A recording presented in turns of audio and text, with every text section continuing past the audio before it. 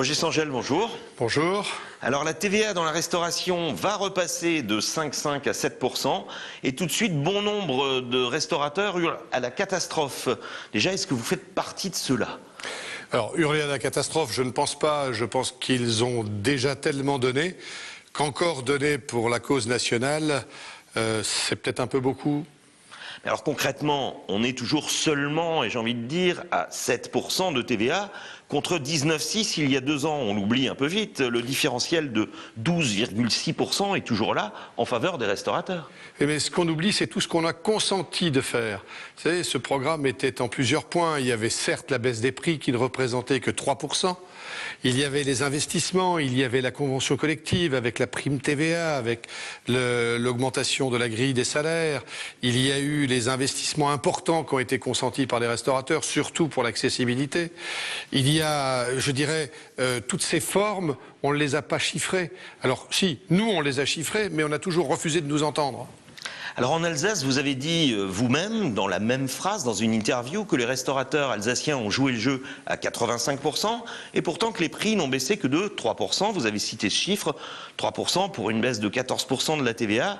On se demande toujours où sont les 11 autres. Alors pas seulement les aménagements et dans les hausses de salaire. D'abord, je vais vous reprendre. C'est pas 14%, c'est 11,2% en valeur absolue.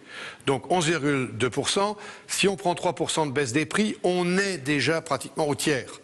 Je ne vous parle pas de l'investissement, je ne vous parle pas de la création d'emplois, je ne vous parle pas de la convention collective, qui mange déjà pratiquement l'ensemble, avec la prime TVA, qui ont pratiquement déjà mangé la différence.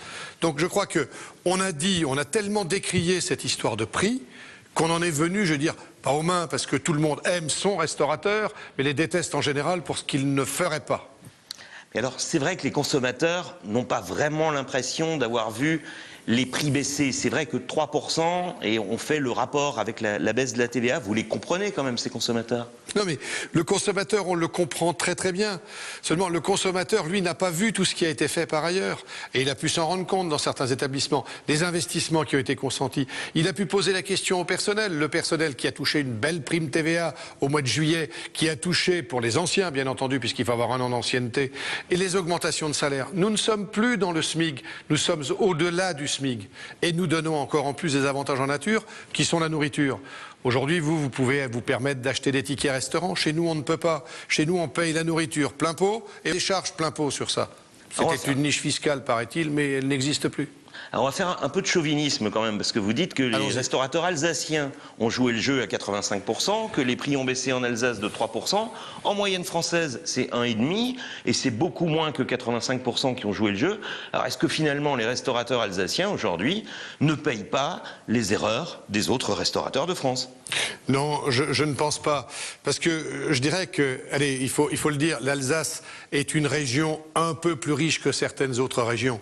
Vous prenez la Creuse, vous prenez des départements du centre, où vraiment, je dirais, il n'y a pas la même capacité que nous à avoir des restaurants de belle facture. Il y en a certes des beaux, mais ils ne sont pas aussi nombreux que chez nous. Ils ne sont pas aussi nombreux que chez nous. Nous, on a une concentration importante. De plus, on se démarque. Maître restaurateur, nous en avons 61 et on peut en avoir 200 d'ici peu dans le département du Bas-Rhin et en Alsace. Je crois qu'il est important que notre métier, et c'est vrai, faisons un peu de chauvinisme, nous étions bons. Maintenant, les prix n'ont baissé que de 1,5% sur une année. Mais si les prix n'ont pas augmenté avec l'inflation qu'il y a eu, réfléchissons bien, ils ont baissé de plus de 3% malgré tout.